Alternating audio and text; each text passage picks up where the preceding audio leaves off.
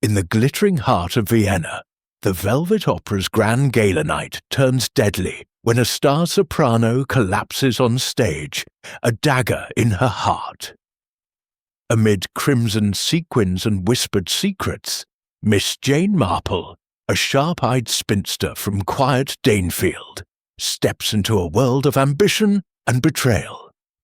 As the curtains fall, she unravels a web of jealousy, debt, and deception, where every player hides a motive, and the truth lies in the smallest threads. Will she catch the killer before the final act? The stage is set for murder. Chapter 1. The Invitation to Vienna. In the quiet village of Danefield, where the hedgerows bloomed with late autumn roses and the church bell tolled with comforting regularity, Miss Jane Marple sat in her small, neat sitting room. The fire crackled softly in the grate, casting a warm glow over the polished oak furniture and the delicate china teacup at her elbow. Her fingers, deft despite their years, moved with practiced ease over a piece of embroidery, a sprig of lavender taking shape on creamy linen. It was a scene of serene domesticity, yet Miss Marple's pale blue eyes, sharp as ever, held a spark of curiosity as they rested on an open letter before her.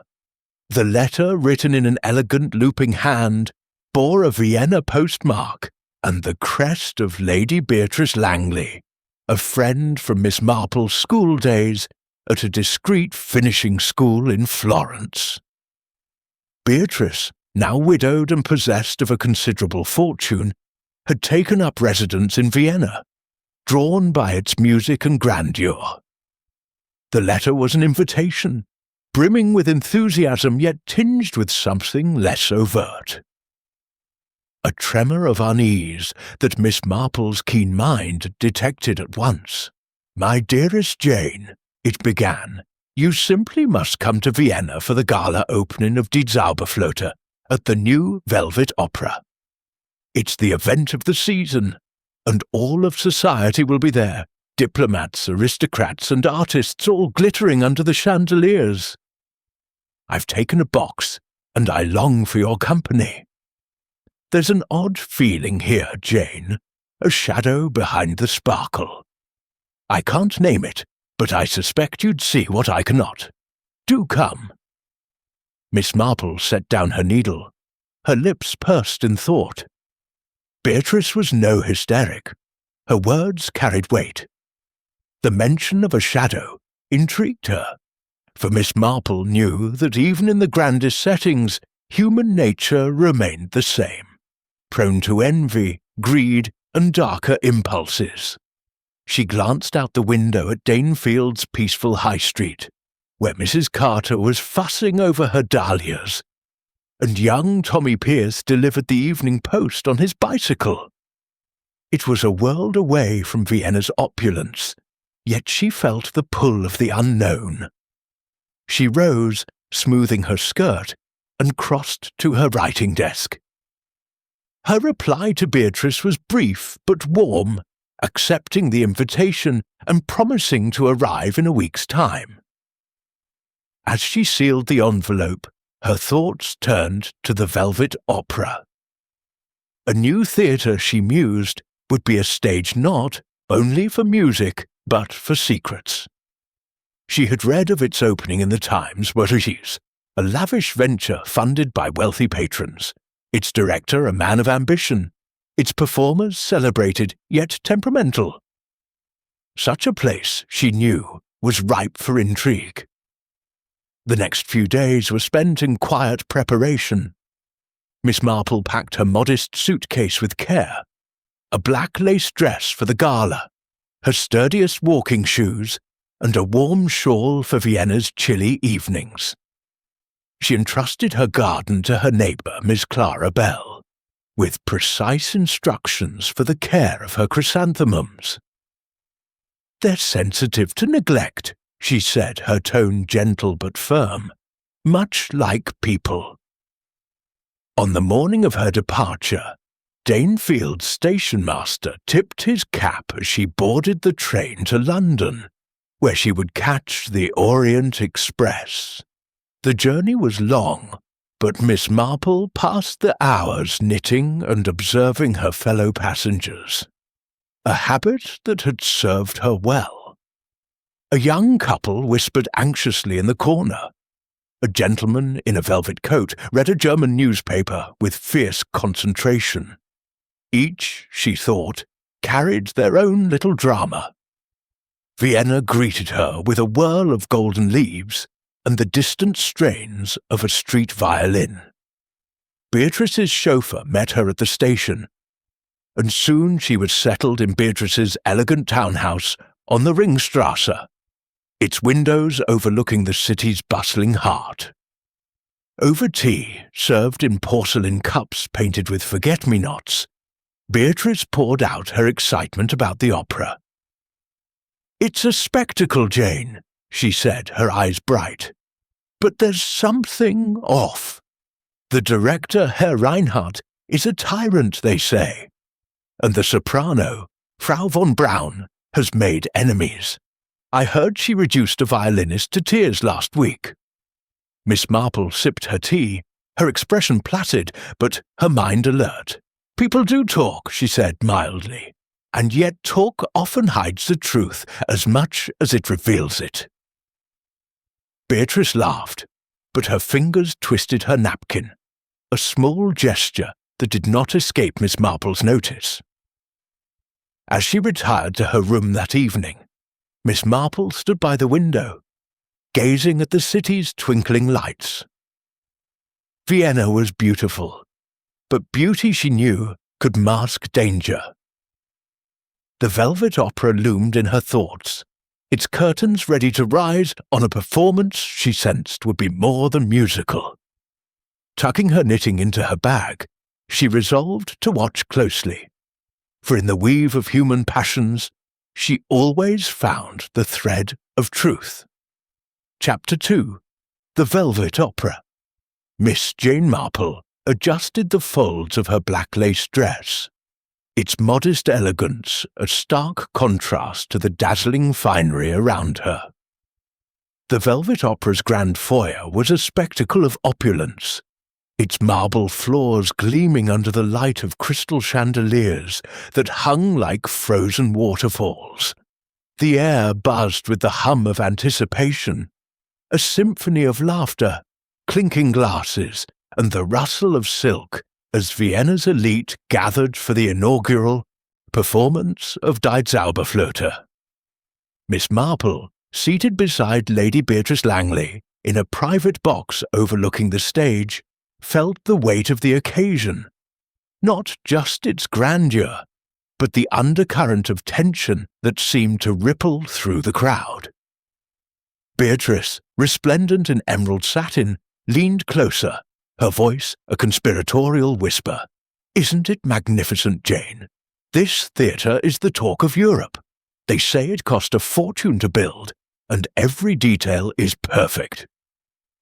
Her eyes sparkled, but Miss Marple noted a slight quiver in her hands as she gestured toward the crimson velvet curtains that framed the stage. The Velvet Opera was indeed a marvel, its gilded arches and intricate frescoes evoking a world of timeless elegance. Yet Miss Marple's gaze was drawn not to the decor, but to the people, for she knew that beneath the polish of society lay the raw threads of human nature. As they settled into their seats, Beatrice pointed out the luminaries in the audience.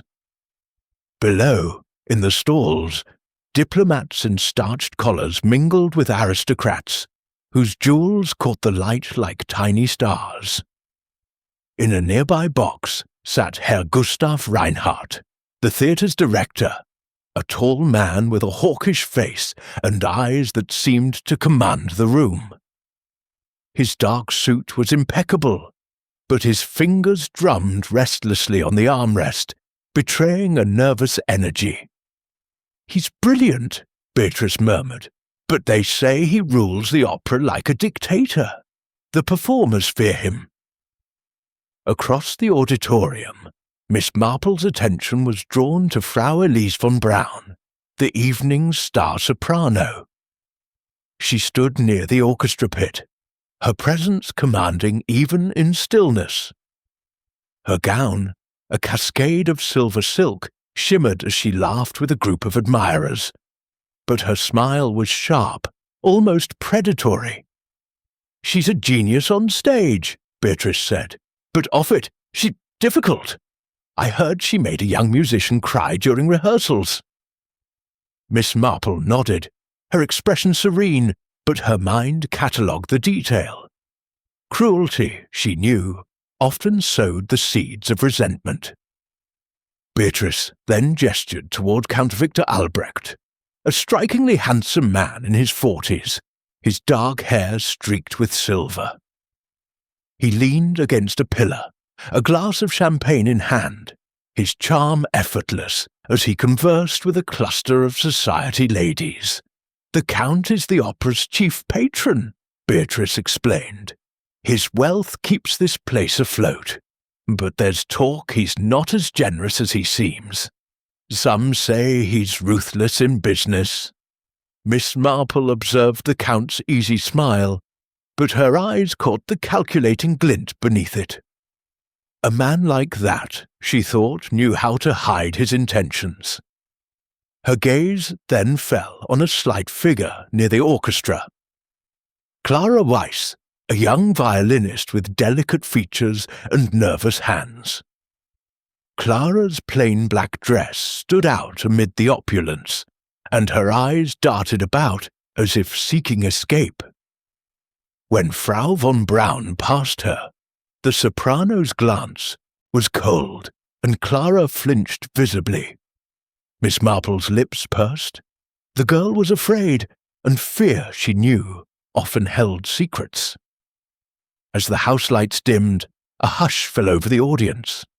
The orchestra tuned, a soft cacophony that resolved into the opening notes of Mozart's overture. Miss Marple settled back, her hands folded neatly in her lap, her embroidery needle tucked safely in her reticule. The curtains parted, revealing a stage bathed in golden light, the set a fantastical vision of ancient Egypt. Frau von Braun stepped forward, her voice rising in a crystalline arc that held the audience spellbound. For a moment, all was perfection. Then came the scream, a piercing, guttural cry that sliced through the music like a blade. The orchestra faltered, notes stumbling into discord. Frau von Braun staggered, her hand clutching her chest, where a dark stain spread across her silver gown. She collapsed, the stage floor trembling under her fall. A dagger, its hilt glinting ominously, protruded from her breast. The audience gasped, a collective intake of breath, then froze in stunned silence. Miss Marple's eyes narrowed, her heart steady despite the chaos. Murder, she thought, had made its entrance. Ushers rushed forward, and a doctor from the audience, a portly man with a walrus moustache, clambered onto the stage. He knelt beside Frau von Braun, his fingers searching for a pulse, but his grim shake of the head confirmed what Miss Marple already suspected. The soprano was dead. Whispers erupted, swelling into a roar of panic as the curtains were hastily drawn. Beatrice clutched Miss Marple's arm. "Jane, what's happened? Is she—" Her voice trembled, but Miss Marple patted her hand gently. "I'm afraid so, my dear," she said softly. "This is no accident." Within minutes, the theatre was transformed into a scene of controlled chaos. Inspector Karl Weber, a lean man with a meticulous air and a moustache as precise as a ruler, arrived with a small retinue of police officers. His voice, calm but authoritative, cut through the din as he ordered the doors sealed and the audience detained. "No one leaves," he declared, his German accent clipped. "We have a murder to investigate." Miss Marple remained in her box, her eyes scanning the crowd. Herr Reinhardt stood rigid, his face pale as he spoke to an officer. Count Albrecht, now near the stage, maintained his composure, though his fingers tightened around his glass. Clara Weiss hovered near the orchestra pit, her violin case clutched like a shield. Miss Marple noted the girl's trembling hands and the way her gaze flickered toward the wings, as if expecting someone or something to emerge. As Inspector Weber began questioning witnesses, Miss Marple slipped quietly from the box, her steps light despite her age. She made her way to the edge of the stage, where the police had cordoned off the area. The dagger, she observed, was no theatrical prop. Its blade was sharp, its hilt ornate, suggesting a weapon of significance. A trail of crimson sequins glittered on the floor, leading toward a side exit, half hidden by a velvet curtain. She bent, as if to adjust her shoe, and retrieved a crumpled program from beneath a chair. Its edges were torn, and a faint pencil mark caught her eye, a detail she tucked away for later. "People are so careless," she murmured, slipping the program into her handbag. She glanced at the side exit, its door slightly ajar, and imagined the killer's swift escape into the labyrinth of the theatre's backstage. The overture had masked the act, she realized, its crescendo the perfect cover for a scream. Whoever had planned this was clever, but cleverness, Miss Marple knew, often left traces. As she returned to Beatrice, who was now pale and fanning herself, Miss Marple's mind was already at work, piecing together the fragments. The Velvet Opera, with its glittering facade, was a stage for more than Mozart. It was a place where ambition, jealousy, and secrets had collided, and she was determined to unravel the truth before the final curtain fell. Chapter 3. The Scene of the Crime. The Velvet Opera, so recently a temple of music and light, now lay under a pall of suspicion. The grand auditorium, its chandeliers dimmed, echoed with the murmurs of a detained audience, their finery at odds with the grim atmosphere. Miss Jane Marple sat quietly in Lady Beatrice Langley's private box, her hands folded in her lap, her eyes taking in every detail with the precision of a watchmaker. The stage, cordoned off by uniformed officers, was a silent witness to the tragedy that had unfolded, and Miss Marple's mind was already threading together the first strands of the mystery. Inspector Karl Weber moved with methodical efficiency, his lean frame cutting through the crowd as he directed his officers. His moustache, meticulously trimmed, seemed to bristle with determination as he addressed the gathered witnesses. "We will speak to each of you in turn," he announced, his voice carrying the clipped authority of one accustomed to order. "Until then, remain where you are." The audience, a mix of Vienna's elite and curious onlookers, shifted uneasily, their whispers a low hum of speculation. Miss Marple observed the key figures with quiet intensity. Herr Gustav Reinhardt, the theatre's director, stood near the orchestra pit, his hawkish features drawn tight. He spoke to an officer, his gestures sharp, but Miss Marple noted the faint tremor in his hands as he adjusted his cufflinks. Count Victor Albrecht, the opera's patron, lingered near a gilded column, his charm undimmed, but his eyes watchful, as if gauging the room's mood. Clara Weiss, the young violinist, hovered at the edge of the orchestra, her pale face half hidden by her violin case, her fingers twisting nervously around its handle. Beatrice leaned close, her voice a hushed tremble. "Jane, it's dreadful. Who could do such a thing? And in front of us all?" Miss Marple patted her friend's hand, her expression serene but her mind alert. "Fear not, my dear," she said softly. "The truth has a way of revealing itself, if one knows where to look." With Beatrice's permission, Miss Marple excused herself, her small figure moving unobtrusively toward the stage. The police had allowed a few onlookers to approach the cordoned area, and she blended seamlessly among them, her black lace dress rendering her nearly invisible in the shadows. The body of Frau Elise von Braun had been covered with a cloth, but the dagger remained in place, its ornate hilt catching the faint light. Miss Marple's eyes traced its contours. A heavy, antique piece, not the flimsy prop one might expect in a theatre. Its blade was embedded deep, a sign of force and intent. She knelt, as if to retrieve a dropped handkerchief, and examined the floor. A scattering of crimson sequins like drops of blood trailed from the spot where Frau von Braun had fallen toward a side exit partially concealed by a heavy curtain. The sequins were small, delicate, and unmistakably from a costume or accessory.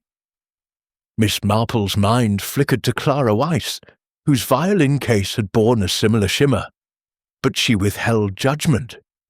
Evidence, she knew, could be as deceptive as a stage illusion. Nearby, a discarded program lay crumpled beneath a chair.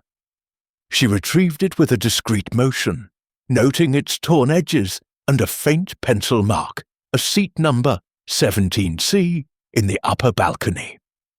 Tucking it into her reticule, she straightened, her face betraying nothing. "How careless," she murmured, "and yet how telling." The program's condition suggested haste, perhaps dropped by someone fleeing the scene. She resolved to investigate the seat later. Inspector Weber's voice drew her attention as he questioned Herr Reinhardt. "You were in your office during the overture, you say?" the inspector asked, his pen poised over a notebook. Reinhardt nodded, his voice firm, but his eyes avoiding Weber's. "Yes, I was reviewing schedules. I heard the scream and came at once."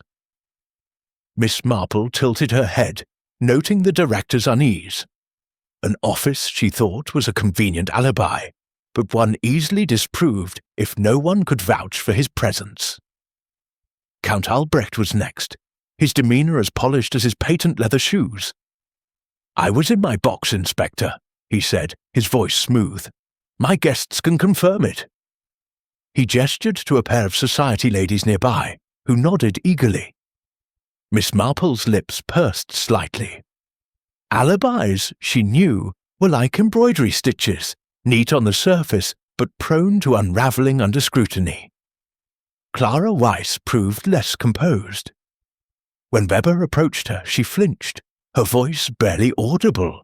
"I was in the orchestra playing," she stammered. "I didn't see anything, I swear." Her eyes darted toward the side exit, and Miss Marple followed her gaze. The door, slightly ajar, led to the warren of backstage corridors, a perfect escape for a killer.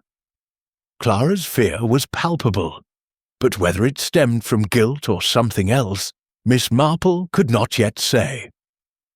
As the inspector moved on, Miss Marple drifted closer to the stage, her steps slow and deliberate. She overheard two stagehands muttering behind a curtain. "Saw someone in the wings before the show," one said, his voice low, cloaked like they didn't want to be seen. The other nodded. "Near the prop room, wasn't it? Odd that." Miss Marple filed the information away, her mind turning to the theatre's layout. The prop room, she recalled from Beatrice's chatter, was near the side exit, a place where a dagger might be concealed. She returned to Beatrice, who was now sipping a glass of water provided by an usher. Jane, what do you make of it?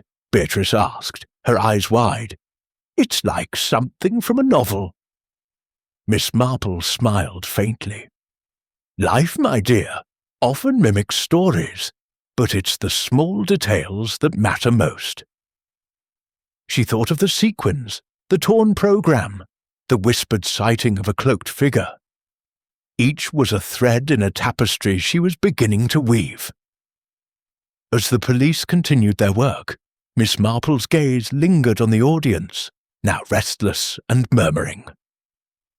The Velvet Opera, with its grandeur and secrets, was a stage for more than music. Someone in this room, she was certain, had orchestrated Frau von Braun's final performance. Her fingers brushed the program in her reticule, and she felt the familiar stir of purpose. In Danefield or Vienna, human nature was the same, and Miss Marple knew how to read its patterns. The killer, she thought, had made their first mistake, and she would not rest until she found the last. Chapter 4. Whispers in the Wings. The morning after the tragedy at the Velvet Opera, Miss Jane Marple sat at a small mahogany table in Lady Beatrice Langley's elegant Vienna townhouse, a cup of fragrant coffee before her. The autumn sunlight streamed through tall windows, gilding the room's delicate furnishings, but Miss Marple's thoughts were far from the serene setting. The murder of Frau Elise von Braun had cast a shadow over the city's glittering facade, and she sensed that the answers lay not in the grand auditorium, but in the hidden corners of the theatre's backstage world. Beatrice, still shaken, poured more coffee, her hands betraying a slight tremble. "Jane, I can't stop thinking about last night," she said, her voice low. "Frau von Braun was such a presence, so alive, so commanding. Who could have hated her enough to do this?" Miss Marple's eyes, pale and perceptive, met her friend's. "Hatred, my dear, is often born of small slights, nursed in silence. Tell me, what have you heard about her?" Beatrice, eager to share, leaned forward. "Oh, the gossip is endless. Frau von Braun was a genius but cruel. She mocked performers who didn't meet her standards. They say she humiliated young Clara Weiss in front of the entire orchestra, called her playing fit for a village fair. And Herr Reinhardt, the director, was furious with her demands for more control over the production. Then there's Count Albrecht. Word is, he pursued her romantically, but she rebuffed him publicly. He laughed it off, but you know how men like him are about pride." Miss Marple nodded, her expression placid, but her mind cataloguing each detail. "And what of Clara?" she asked. "She seemed so nervous last night." Beatrice frowned. "Clara's talented but timid. She's new to the orchestra, and Frau von Braun's outburst left her shaken. Some say she's been avoiding rehearsals since." After breakfast, Miss Marple announced her intention to visit the Velvet Opera. "I'd like to see it in daylight," she said mildly. "Theatre has a way of hiding its secrets in the dark."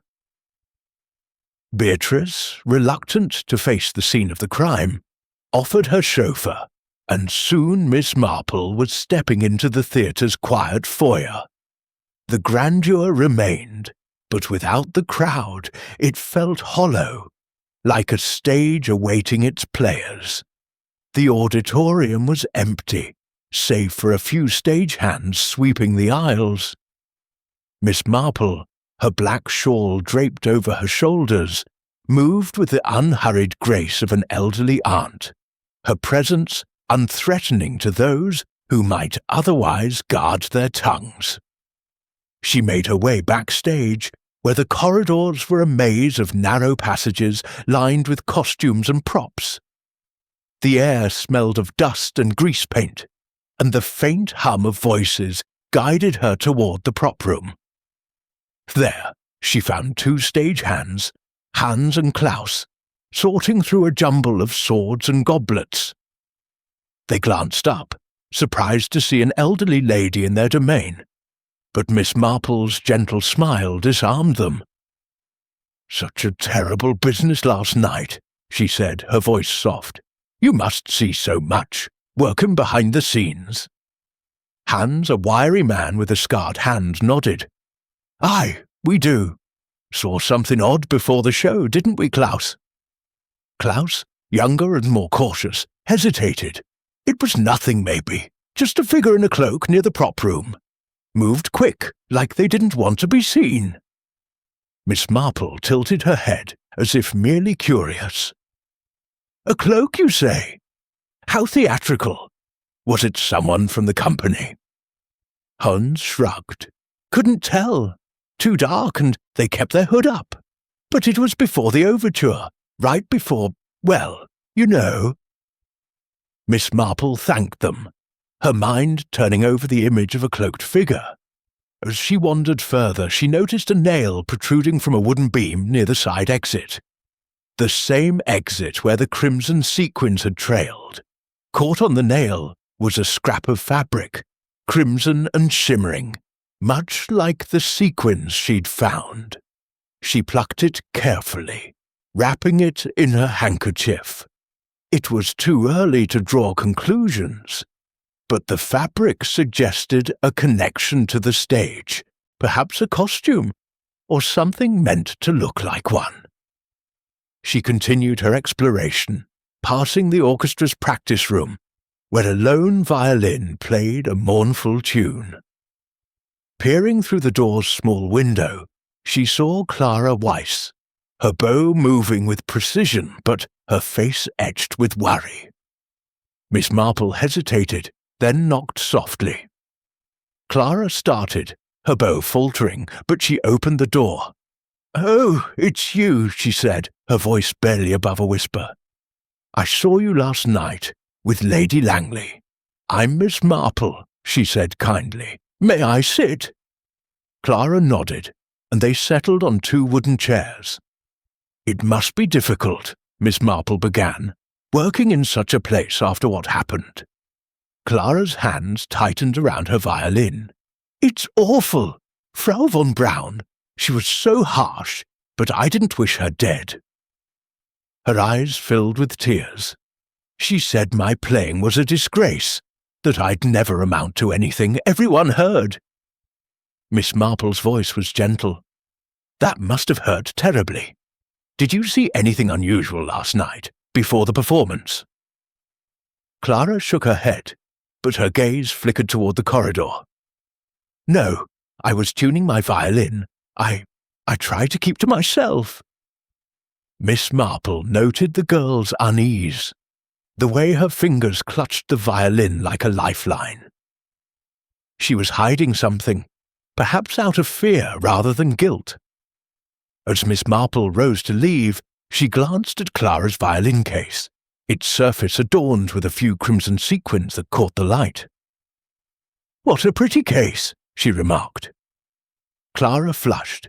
"It was a gift from my mother. I've had it for years." Miss Marple smiled, but her mind was alert. The sequins matched those on the stage, yet Clara's distress seemed genuine. Someone, she thought, might be using the girl as a pawn. Returning to the foyer, Miss Marple paused by a poster of Frau von Braun, her imperious gaze frozen in time. The soprano's enemies were many, but the killer had been bold, striking in full view of an audience. The cloaked figure, the sequins, the scrap of fabric. These were clues, but they were also distractions, like props in a carefully staged scene. Miss Marple's thoughts drifted to Danefield, where village gossip had taught her that the smallest details often held the greatest truths.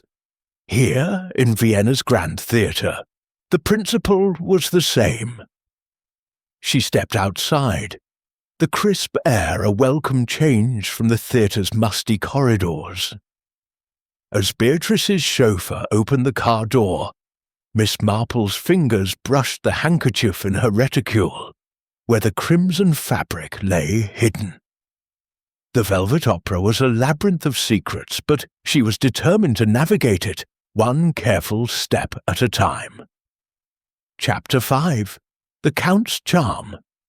The evening air in Vienna carried a crisp bite, and the city's lights glittered like scattered jewels. As Miss Jane Marple stepped from Lady Beatrice Langley's chauffeured car onto the cobblestone drive of Count Victor Albrecht's mansion. The grand residence, with its baroque facade and towering windows, stood as a testament to the Count's wealth and influence. Inside, a reception was in full swing, a glittering affair ostensibly held to honour the Velvet Opera's performers, but now shadowed by the previous night's tragedy.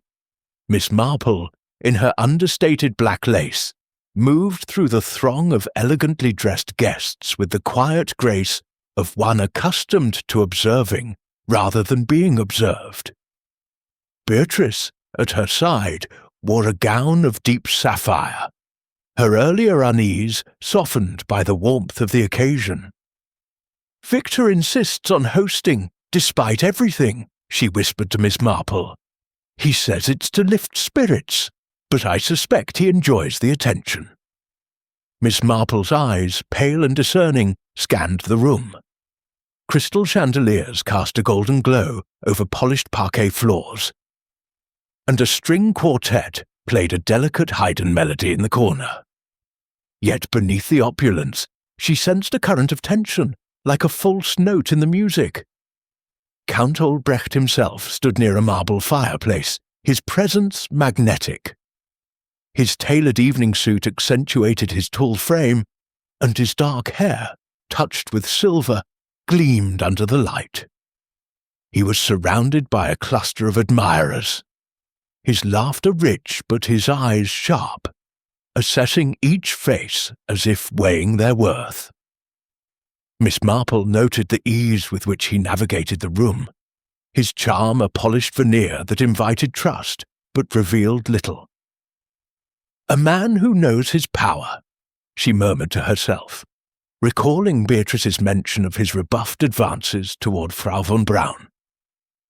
She accepted a cup of tea from a passing servant, preferring it to the champagne that flowed freely, and positioned herself near a velvet-curtained window where she could observe without drawing attention. The Count soon approached, his smile warm as he greeted Beatrice.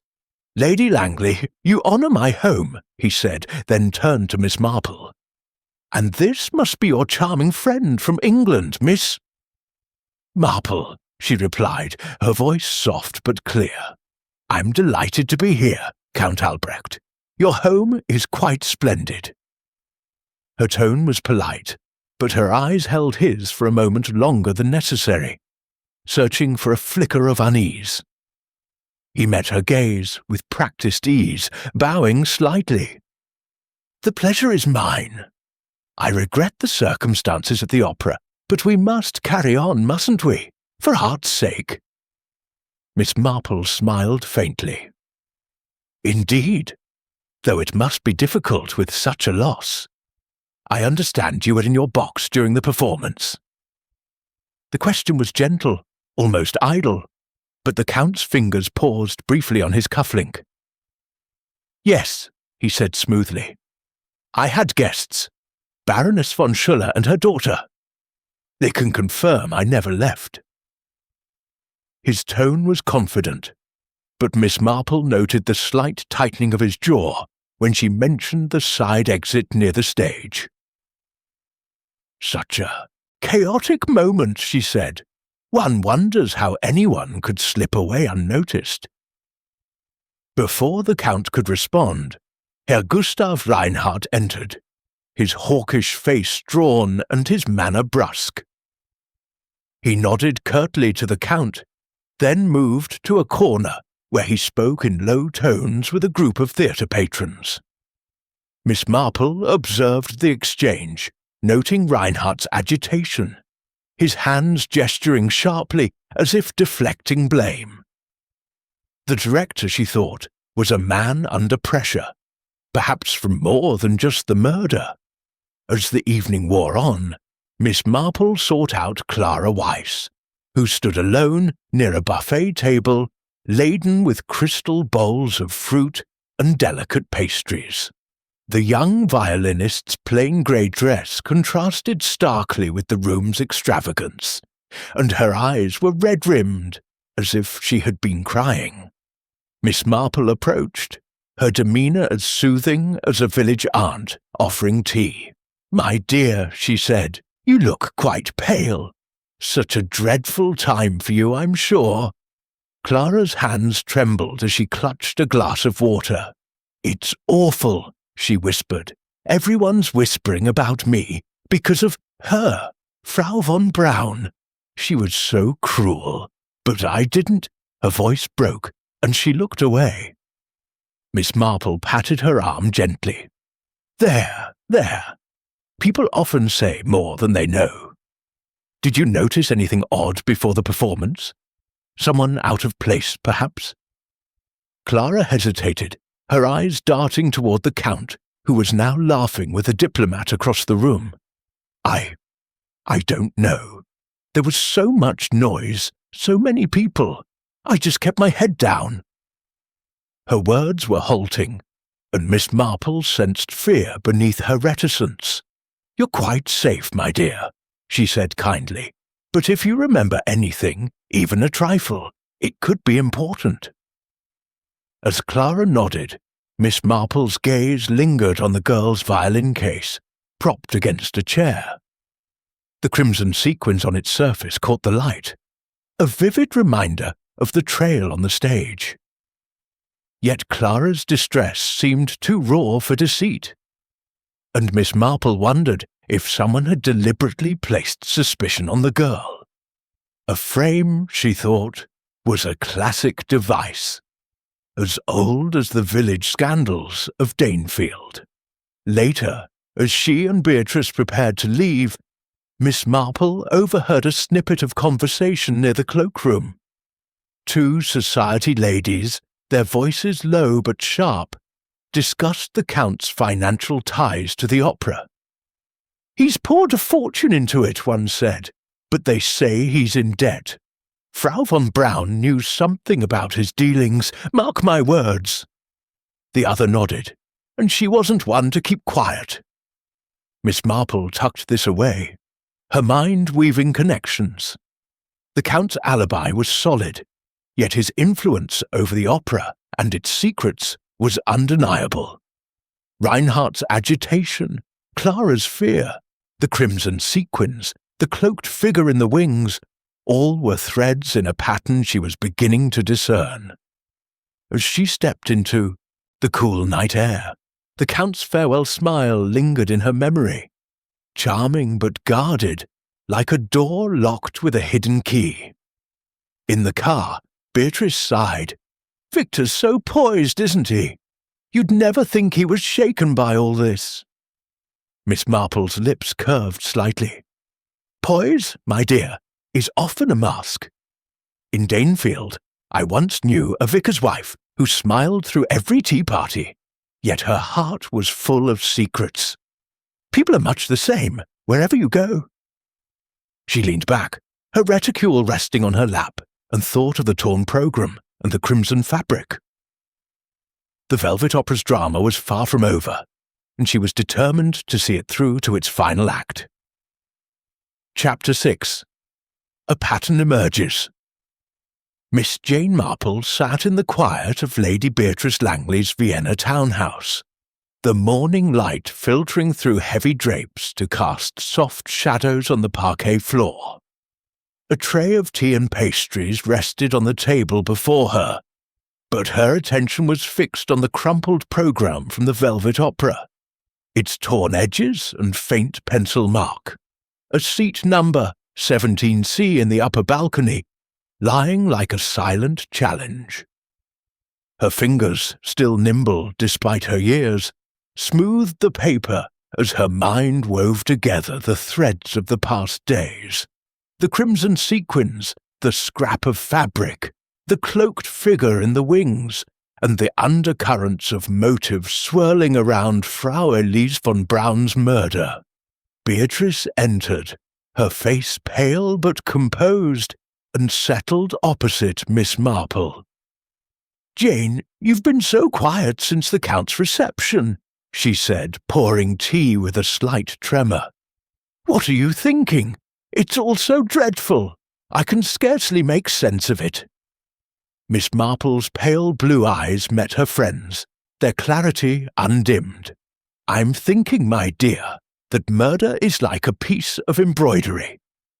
The stitches seem random at first, but with care one sees the design. We are beginning to see it now." She sipped her tea, her thoughts returning to the theatre. The programme's seat number intrigued her.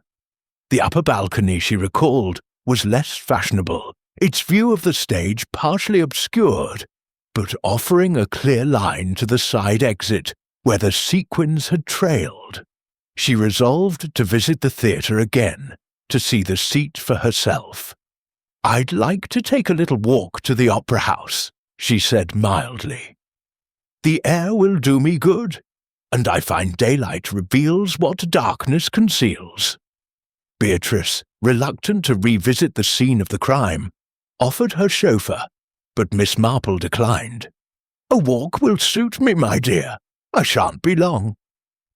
Bundled in her shawl, she set out, her sturdy shoes tapping softly on Vienna's cobbled streets. The Velvet Opera loomed ahead, its grandeur muted in the morning light, its doors open to a skeleton crew of cleaners and stagehands. The foyer, stripped of its gala splendour, felt cavernous, and Miss Marple moved with quiet purpose towards the upper balcony. The climb was steep, but her steps were steady, guided by a lifetime of curiosity. Seat 17C was near the back, tucked against a wall where shadows lingered even in daylight. Sitting there, she tested the view. The stage was distant, the performers mere silhouettes, but the side exit was clearly visible, its door a dark rectangle framed by velvet. Whoever sat here, she thought, could have slipped out during the overture's crescendo, unseen by those engrossed in the performance. The torn programme suggested haste, perhaps a moment of panic. She ran her fingers along the seat's armrest, finding nothing but dust, yet the location itself was a clue, a vantage point for a killer. Descending carefully, Miss Marple encountered Inspector Karl Weber in the foyer, his notebook open and his moustache twitching with concentration. He greeted her with a polite nod, though his eyes held a flicker of curiosity. "Miss Marple, you are here early? A tourist's interest in our theatre?" She smiled, her expression disarming. "Oh, Inspector, I find old buildings so fascinating. They hold such stories, don't you think?" Weber's lips twitched, but he pressed on. "We've made progress. The dagger, it's from a private collection, recently purchased by Count Albrecht. A curious coincidence, no?" Miss Marple's eyebrows lifted slightly. "Very curious," she agreed. "And the Count's alibi?" Weber's face tightened. "Solid. His guests swear he was in his box. But we're looking into his dealings with Frau von Braun. She had a way of making enemies." Miss Marple nodded, her mind noting the inspector's focus on the Count. Alibis, she thought, were like the neat hedges of Danefield, trimmed to perfection but often hiding weeds beneath. She left the theatre, her thoughts turning to the crimson sequins and the scrap of fabric. The sequins matched Clara Weiss's violin case, but the girl's fear seemed too genuine for guilt. The fabric, caught on a nail near the side exit, suggested a costume, or someone planting evidence to mislead. Back at Beatrice's townhouse, she examined the fabric again, its shimmer catching the light. It was too deliberate, she decided, like a prop placed for effect. Someone wanted suspicion to fall on Clara. But who? Over luncheon, Beatrice shared more gossip. They say Herr Reinhardt was in debt, she confided. Frau von Braun lent him money for the opera's construction, but she was demanding repayment with interest. He was furious, apparently. Miss Marple's lips pursed. Debt was a powerful motive, and Reinhardt's agitation at the Count's reception had not escaped her. "And the Count?" she asked. Beatrice hesitated. "There's talk he's not as wealthy as he seems. Frau von Braun knew something about his finances, something he wouldn't want aired." That afternoon, Miss Marple reviewed her notes, a habit honed in Danefield's quiet corners. The cloaked figure, the sequins, the torn programme, the dagger from the yew. Count's collection, all pointed to a calculated act, yet the killer had made mistakes, leaving traces like breadcrumbs. She thought of Clara, trembling and evasive, and of Reinhardt, whose alibi rested on his word alone. The Count's charm, too, was a mask, hiding what she could not yet name. As evening fell, Miss Marple sat by the window, her embroidery in her lap. The pattern was emerging, but it was not complete. "In Danefield," she murmured, "I once knew a grocer who cheated his customers, yet smiled at everyone. His secret came out because he dropped a ledger page in the street. People are careless, even the clever ones." She tucked the programme and fabric into her reticule, resolved to watch closely at the next gathering. The Velvet Opera's secrets were unravelling, and she was determined to follow the thread to its source. Chapter 7. The Final Act. The grand foyer of the Velvet Opera gleamed with a subdued elegance under the afternoon light, its chandeliers casting soft prisms across the marble floor. Miss Jane Marple stood near the centre, her black shawl draped neatly over her shoulders, her reticule clutched in one hand. At her request, and with Inspector Karl Weber's reluctant approval, the key figures in Frau Elise von Braun's murder had been gathered. Herr Gustav Reinhardt, Count Victor Albrecht, and Clara Weiss, along with a few stagehands and theatre staff.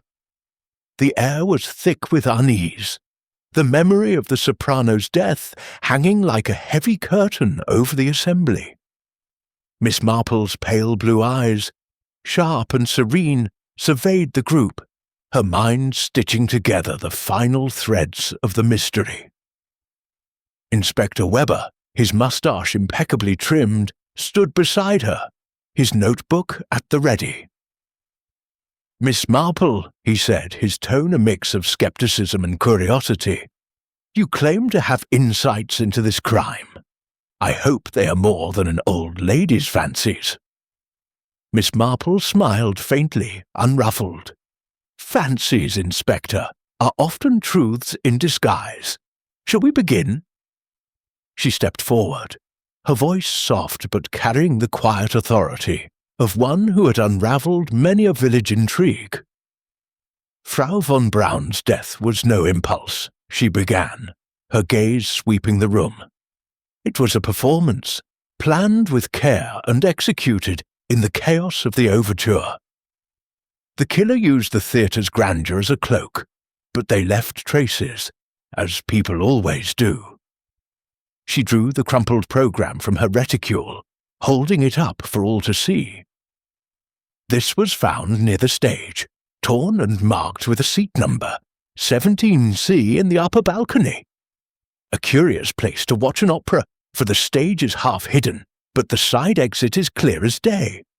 Someone sat there, slipped out during the music, and struck when all eyes were on Frau von Braun." The group shifted uneasily, and Clara Weiss's hands tightened around her violin case. Miss Marple turned to the crimson sequins, producing the handkerchief that held the scrap of fabric from the backstage nail. These sequins were scattered near the body, leading to the side exit. They match those on Miss Weiss's violin case, don't they?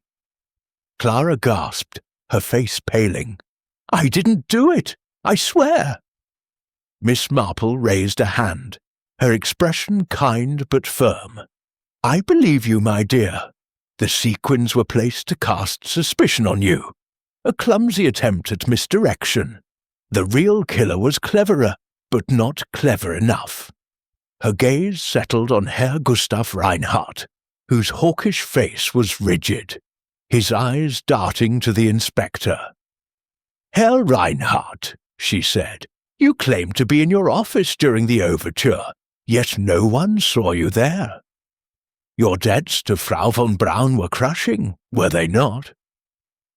She lent you money to save this theatre, but her demands for repayment grew unbearable. She threatened to expose your financial ruin, didn't she? Reinhardt's hands clenched, but he shook his head. Nonsense! I was nowhere near the stage. Miss Marple's voice remained steady. The programme tells a different story. You sat in 17C, not your office. You knew the theatre's every corner, every shadow. You slipped into the wings, cloaked to avoid notice, and took the dagger from Count Albrecht's collection, a weapon you knew would point to him if suspicion fell. Count Albrecht, standing tall and composed, raised an eyebrow. A bold claim, Miss Marple. My dagger, yes, but my alibi is airtight. I was in my box. Miss Marple nodded. Indeed, Count, and I don't doubt it. But your collection was in a system, accessible, and Herr Reinhardt knew where to find it. A clever choice to muddy the waters. Reinhardt's composure cracked, his voice rising. This is absurd! You have no proof. But Miss Marple held up the scrap of crimson fabric. This was caught near the side exit, torn from your cloak in your haste. The sequins were meant to implicate Clara, but the fabric betrays you. It's from a costume cloak in the prop room, one you used to conceal yourself. The room fell silent, and Reinhardt's face crumpled. She would have ruined me, he muttered, his voice breaking. She demanded everything, my work, my pride. I couldn't let her destroy it all. Inspector Weber stepped forward, his expression grim as he signalled his officers. Herr Reinhardt, you will come with us. Reinhardt sagged, offering no resistance as he was led away.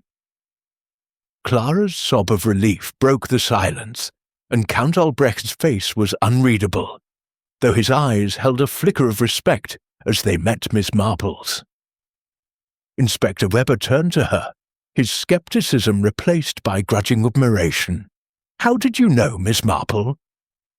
She smiled, tucking the programme back into her reticule.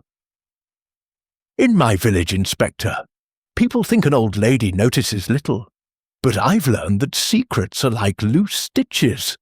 They always show in the end. As the group dispersed, Beatrice approached, her eyes wide with awe. Jane, you're extraordinary. How do you do it? Miss Marple's lips curved faintly. I simply watch, my dear. People are much the same, whether in Danefield or Vienna. They cannot help but reveal themselves. She glanced at the stage, now silent, and felt the weight of the truth. The curtain had fallen, but the pattern was complete. Chapter 8. The curtain falls. The Vienna morning was crisp, with a soft mist curling around the spires of St. Stephen's Cathedral, as Miss Jane Marple sat in Lady Beatrice Langley's drawing-room, her suitcase packed and ready for the journey back to Danefield. The room, with its delicate porcelain and velvet-upholstered chairs, felt serene after the tumult of the past days, But Miss Marple's mind lingered on the Velvet Opera, where the final act of Frau Elise von Braun's murder had played out. Her embroidery lay folded in her lap, a sprig of lavender now complete, its neat stitches a quiet contrast to the tangled motives she had unravelled. Beatrice, seated across from her, sipped tea, her face a mixture of relief and wonder. "Jane, I still can't believe it was Herr Reinhardt," she said, setting her cup down with a faint clink. "He seemed so commanding, so in control. How did you see through it all?" Miss Marple's pale blue eyes twinkled, though her expression remained modest. "People, my dear, are like gardens. They may look orderly, but beneath the surface there are always roots of trouble. One only needs to look closely." She thought back to the foyer of the Velvet Opera, where Reinhardt's confession had unravelled like a dropped stitch, the programme from seat 17C, the crimson fabric, the whispers of a cloaked figure. All had pointed to a man desperate to protect his empire, even at the cost of a life. Clara Weiss, freed from suspicion, had wept with gratitude, and Count Albrecht, though cleared, had retreated into his polished reserve. His secrets perhaps deeper than the murder itself. Inspector Weber, for all his initial skepticism, had offered her a respectful nod, muttering something about English intuition as he closed his notebook. Beatrice leaned forward, her voice eager. "But how do you do it, Jane? You sit so quietly, yet you see everything. It's like magic." Miss Marple chuckled softly, her needles clicking as she tucked them into her reticule. "No magic, Beatrice. In Danefield, I once knew a postmistress who knew every secret in the village because she listened to the pauses in people's chatter. It's the small things, gestures, glances, things left unsaid, that tell the story." She rose, smoothing her skirt, and glanced out the window at Vienna's bustling streets. The city's grandeur had not dimmed, but its shadows felt less ominous now that the truth was laid bare. "The Velvet Opera will go on," she said almost to herself. "It's a place of passion after all, and passion always finds a stage." Beatrice nodded, though her eyes held a trace of sadness. "Poor Clara! She'll stay with the orchestra, I hope. And the Count, he's already planning the next gala, as if nothing happened." Miss Marple's lips pursed slightly. "People carry on, my dear. They must." She thought of the Count's charm, so carefully wielded, and wondered what other secrets he guarded. But that was a thread for another day.